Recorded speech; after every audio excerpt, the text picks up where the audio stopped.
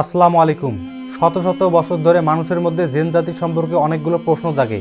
তার মধ্যে অন্যতম প্রশ্ন হচ্ছে জেন জাতি কোথায় থাকে এবং এই জেন জাতি কী খেয়ে বেঁচে থাকে। আর এই প্রশ্ন ছাড়া মানুষ একটি বিষয় সম্পর্কে জানে না, যে জেন জাতি যখন নেকড়ে বাঘকে দেখে তখন সব থেকে বেশি ভয় পায়। তাই প্রিয় দর্শক, আমরা প্রথমে এটা জানার চেষ্টা করব যে জেন জাতি নেকড়ে বাঘকে কেন এতটা ভয় পায়।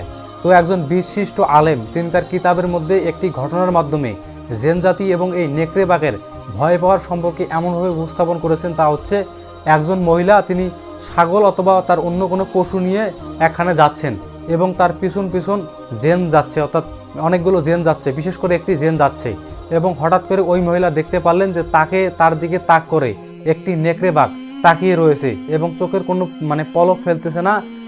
এক কথায় যেভাবে শিকার করে ওইভাবে তার দিকে তাকিয়ে রয়েছে। ওই মহিলা তখন বিড়ম্বর মধ্যে পড়ে গিয়েছিলেন এবং আবার কিছুদূর এগিয়ে যাওয়ার পর উনি বুঝতে পারলেন যে বরং তাকে তাক করে নয়, বরং তার পেছনে কিছু অদৃশ্য একটা জিনিসকে দেখে তাক করে রয়েছে।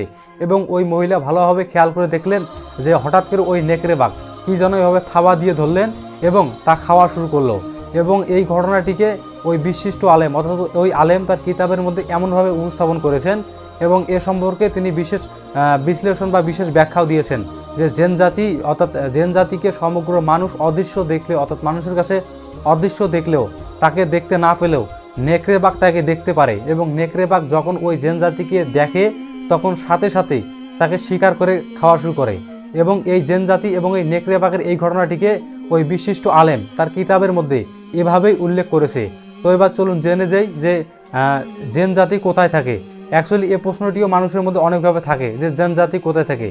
এবং আমাদের দেশের মধ্যে অনেকগুলো প্রচলিত কথাবার্তা রয়েছে যে বড় বড় গাছের মধ্যে, বেল গাছ বলেন বা বড় বড় বট গাছ বলেন, এই গাছগুলোর মধ্যে জেন জাতি থাকে। এখানে একটা প্রশ্ন থাকে যে বিভিন্ন পৃথিবীর অন্যান্য যে কান্ট্রিগুলো রয়েছে, অর্থাৎ সৌদি আরব বলেন বা দুবাই বলেন বা যে সমস্ত কান্ট্রির মধ্যে বট গাছ বা বড় বড় গাছ নেই, ওই গাছগুলোর মধ্যে জেন জাতি তাহলে কোথায় থাকে। তো এ প্রসঙ্গে বিভিন্ন কিতাব বা বিভিন্ন ইসলামিক বই থেকে আমরা এটা জানতে পারি যে জেন জাতি মূলত মানুষের আশপাশেই থাকে এবং জেন জাতি সম্পর্কেও বিভিন্নভাবে বর্ণনা করা হয়েছে এবং ওই বর্ণনা থেকে এটাই স্পষ্টভাবে ফুটে ওঠে যে জেন জাতি বরঞ্চ কোনো বড় গাছপালা নয়, বরঞ্চ মানুষের আশপাশেই থাকে। আর এবার প্রশ্ন হচ্ছে যে জেন জাতি কী খায় বেঁচে থাকে।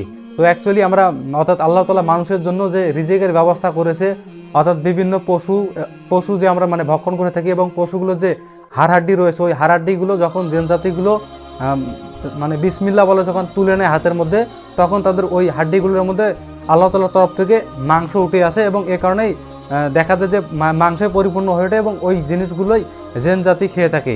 তো অ্যাকচুয়ালি এই ছিল জেন জাতি সম্পর্কে মানুষের মধ্যে অর্থাৎ বিভিন্ন কৌতূহল এবং বিভিন্ন প্রশ্ন।